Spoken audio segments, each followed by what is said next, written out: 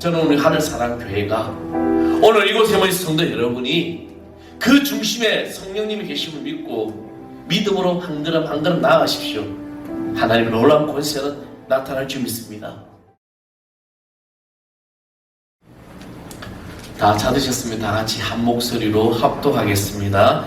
그러므로 형제들아, 내가 하나님의 모든 자비하심으로 너희를 권하노니 너희 몸을 하나님이 기뻐하시는 거룩한 산 제물로 드리라. 이는 너희가 드릴 영적 예배니라. 너희는 이 세대를 본받지 말고 오직 마음을 새롭게 함으로 변화를 받아 하나님의 선하시고 기뻐하시고 온전한 뜻이 무엇인지 분별하도록 하라. 아멘. 할렐루야. 우리 주님의 축복이 7월 첫주로 시작한 여러분 모두에게 임하기를 간절히 축원하겠습니다. 변화. 여러분 변하고 싶습니까? 얼굴이 조금 변화를 두고 싶은 분이 있다면 아마 변화를 두고 싶죠. 저도 제가 눈썹 문신을 했습니다. 눈썹이 반토막밖에 없어가지고, 근데 이거 하나 하는 거로 굉장히 이미지가 달라지더라고요. 그래서 지방의 목사님이 눈썹이 반밖에 없는 분, 그게 안 보이는 분이 계셔서 하라고, 자신감이 생긴다고 안 넘어오네요. 여러분, 변화라는 것은 쉽지가 않습니다. 내가 뭔가 변화를 든다, 또 외모를 변화든다, 이것은 정말 어려운 일 중에 하나일 것입니다. 우리는 살아가면서 주변의 변화에 대해서 또 두려움을 가지는 경우도 종종 있습니다.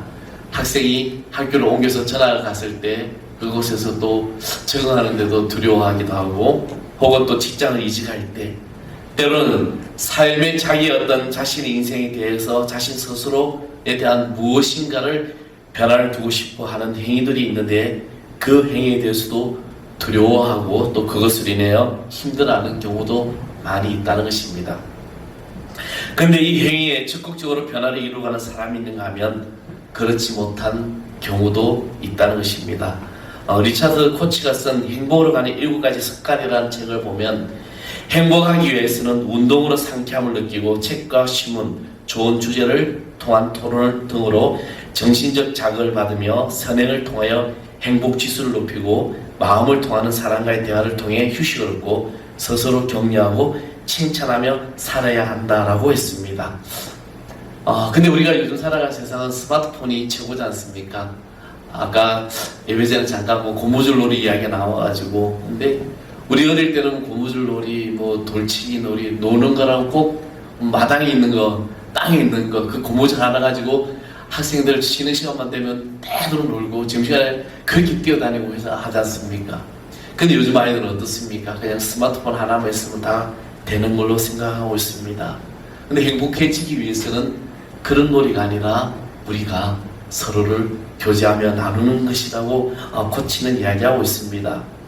행복지수를 높이는 데 있어서 내일을 말하는 사람, 즉 비전을 말하고 희망을 말하는 사람과 또 열심히 일하는 사람, 밝게 웃는 사람과의 교제와 소통이 좋다고 합니다.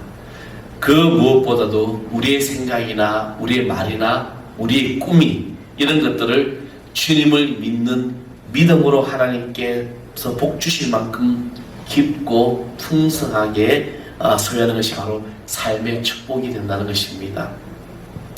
지금 우리가 살아가는 세상, 여러분 얼마나 힘듭니까?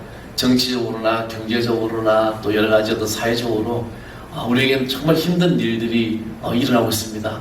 며칠 전에 부동산 발표가 됐는데 난리가 났습니다. 지금 이 정권이 무엇을 하는지 저는 좀 답답합니다. 막 부동산 집값이 막 계속 올라가니까 그걸 잡는다고 발표했는데, 지금 집을 산 사람들이 대출이 이제 그동안 70%밖에 안 되는 게 40%밖에 못 받는 거죠. 그러니까 집을 계약했던 사람들이 난리가 난 거죠. 하루아침에 매듭을 어디서 구하냐는 거예요. 이런 지금 생각 없는 이 정권 이게 막 이것이 나오면서 국민들은 혼란을 가지고 있습니다. 이것뿐만이 아니죠. 지금 일어나는 일들을 보면은 과연 위정자들은 무엇을 하고 있는 것일까, 그런 생각이 들 정도로 궁금증을 가지게 됩니다. 이럴 때 우리는 무엇을 해야 되냐? 기도해야 될 줄 믿습니다. 기도해야 됩니다. 여러분 나라와 민족을 지키기도 하고, 특별히 우리 다음 세대를 위해서 기도를 해야 한다는 것입니다. 정말 이 살아가는 세상은, 우리가 세상을 정말 빠르고 급성장하고 정말 급변하고 있습니다. 얼마나 빠른 세상에 살아가고 있는지 모릅니다. 여러분 중국 그 우한에서 퍼졌던 코로나가 불과 며칠 만에 전 세계를 강타해버렸지 않습니까? 이런 공포, 이런 빠른 세상에 우리가 살아가고 있는데 이러한 세상에서 신앙인으로서 또 예수님을 믿는 그리스도인으로서 건강한 정체성과 자부심으로 살아가기 위해서 우리는 복된 생각, 복된 언어, 복된 꿈, 복된 믿음을 가져야 한다는 것입니다. 무엇보다 중요한 것은 우리가 예수 그리스도를 만나기 이전과 만난 후에 우리의 변화된 삶이 요구된다는 겁니다. 여러분 예수님 믿기 전에 나의 삶과 예수님 믿고 난 다음에 나의 삶은 어떻습니까? 변화되었을까요? 아멘? 그렇죠?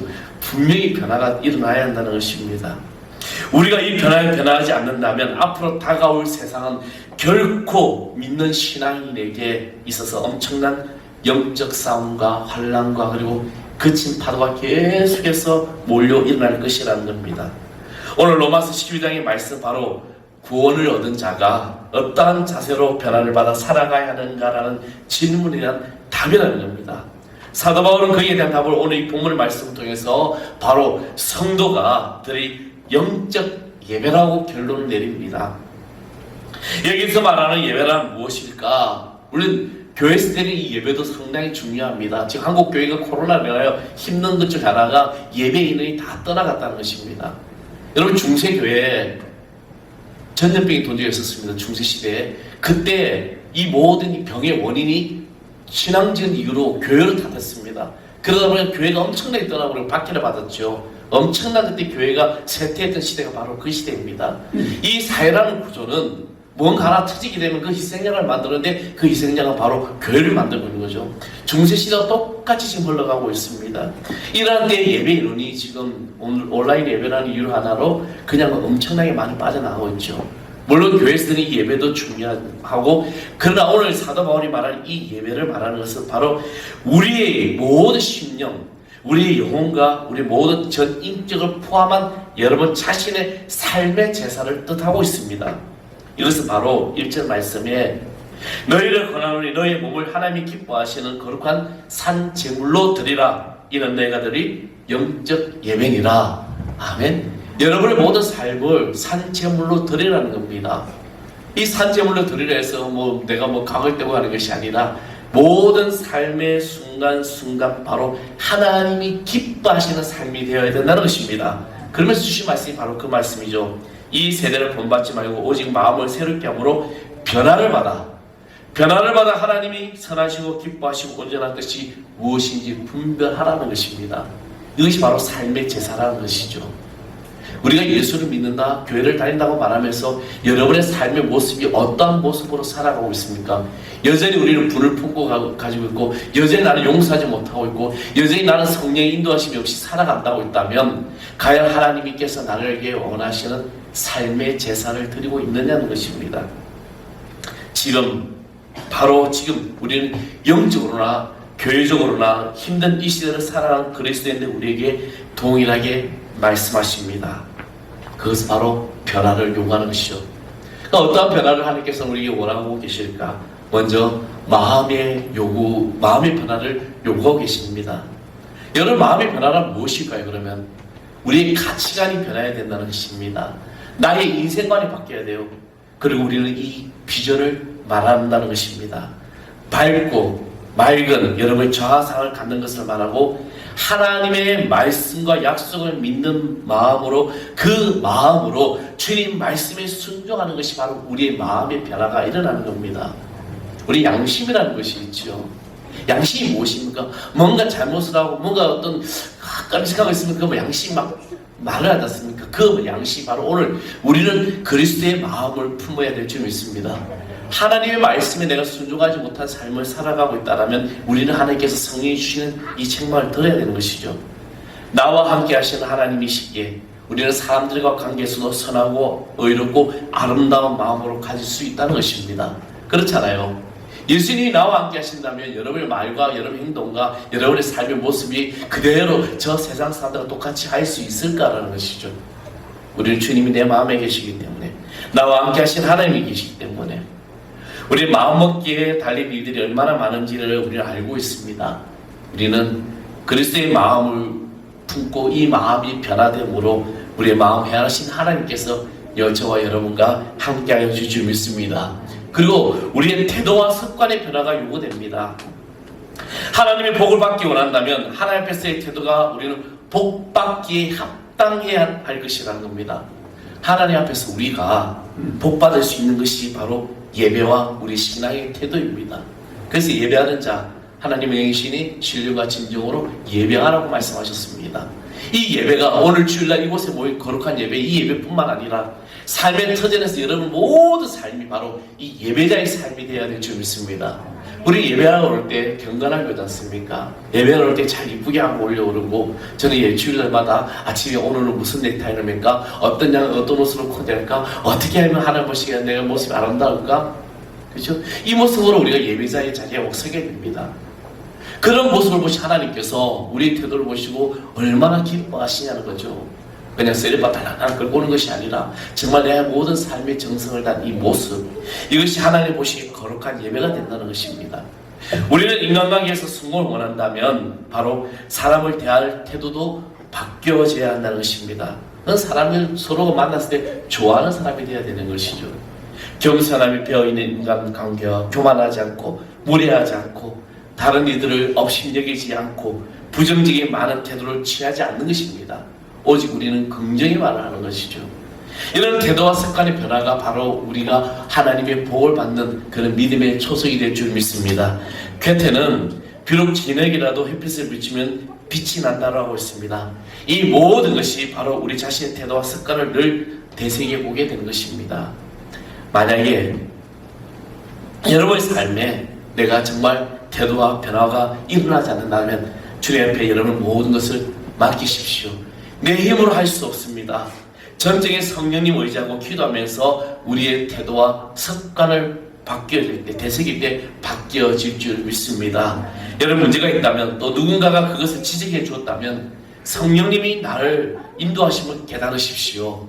누가 내 잘못된 거, 내가 부족한 거 지적한다면 그것 때문에 우리가 기분 나쁘고 자존심 상할 필요 없는 것이죠. 물론 기분 나쁘고 자존심이 상할 수도 있습니다. 그것은 내가 잘못된 습관이 있구나, 잘못된 문제가 있구나, 이것을 깨닫고 그리고 바꾸어 가려고 노력할 때 하나님은 우리에게 축복으로 인도하여 주실 믿습니다. 그리고 우리는 성령의 충만함을 받아야 됩니다. 성령의 충만함으로 변화될 줄 믿습니다. 사도행전 2장 17절의 말씀은 요엘 선지자의 말씀을 인정해서 자녀들이 예언을 하고 청년들이 환상을 보고 노인들이 꿈을 꾸는 일, 이 모든 일은 바로 성령을 부어주실 때 일어난 일들입니다. 우리가 철저하게 내가 아닌 성령의 능력으로 행할 때 모든 것이 다 가능해지고 이루어지는 것입니다. 땅끝까지 복음의 증거자로 설 수 있는 힘도 바로 성령이 우리에게 임하실 때 나타난 것입니다. 그렇습니다. 성령은 여러분의 삶을 변화시킬 줄 믿습니다. 사람도, 환경도, 교회도, 그리고 민족도 변화시킬 것입니다. 확실한 변화의 삶을 살았던 12사도들도, 그리고 사도 바울도, 최초의 집사인 스데반도, 이 모두가 성령의 충만함을 받았습니다. 성령이 할 수 있는 우리의 삶 가운데 여러분의 인생에 100%만 여러분의 힘을 발휘하는 것을 원하지 않습니다. 오늘 성령이 나에게 충만하시면 여러분의 에너지가 200%가 되는 것이죠. 내 힘의 한계를 넘어서 주님께서 하시는 이 200%의 삶, 그래서 이 변화는 성령께서 우리에게 간섭하실 때 온전해지는 겁니다. 저는 오늘 여기 모인 사랑하는 성도 여러분, 여러분이 이런 변화의 삶으로 온전해지기를 간절히 축원하겠습니다. 내 힘을 할 수 있는 것이 아무것도 없어요. 나는 부족합니다. 내가 변화하려고 하면 힘듭니다. 그렇잖아요. 여러분 자신이 변하려고 힘들죠. 물론 얼굴을 바꾸고 하는 것은 그 의술의 어떤 그런 기름자가 해야 되지만, 그러나 우리 인생을 바꾸는 것은 오직 성령님이 하실 줄 믿습니다. 변화되시길 바랍니다. 믿음으로 오늘 여러분의 삶을 변하십시오. 믿음이 적다면 그 믿음을 큰 믿음으로 소유하십시오. 내 안에 의심이 있다면 그 의심을 물리치십시오. 그리고 내가 부족한 거 있다면 그 부족한 걸 주님께 고백하십시오. 하나님께서 변화된 여러분의 삶 중심에 계셔서 우리를 인도하여 주실 줄 믿습니다. 저는 오늘 하늘사랑교회가 오늘 이곳에 모인 성도 여러분이 그 중심에 성령님이 계심을 믿고 믿음으로 한 걸음 한 걸음 나아가십시오. 하나님의 놀라운 권세는 나타날 줄 믿습니다. 직장에서, 사업터에서, 가정에서, 우리 학생들 학교에서 주의 은혜로 변화된 삶을 살아보십시오. 하나님이 어떻게 역사하시는지 복되신 역사가 우리 가운데 놀라게 임하여 주시오 믿습니다. 기도하겠습니다. 아버지 하나님 감사합니다.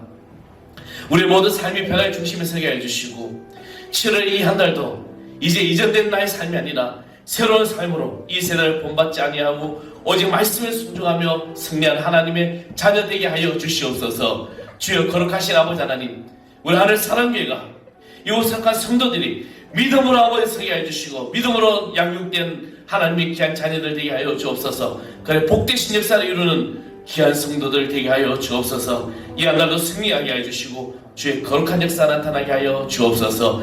예수 그리스도 이름으로 간절히 기도합나이다. 아멘.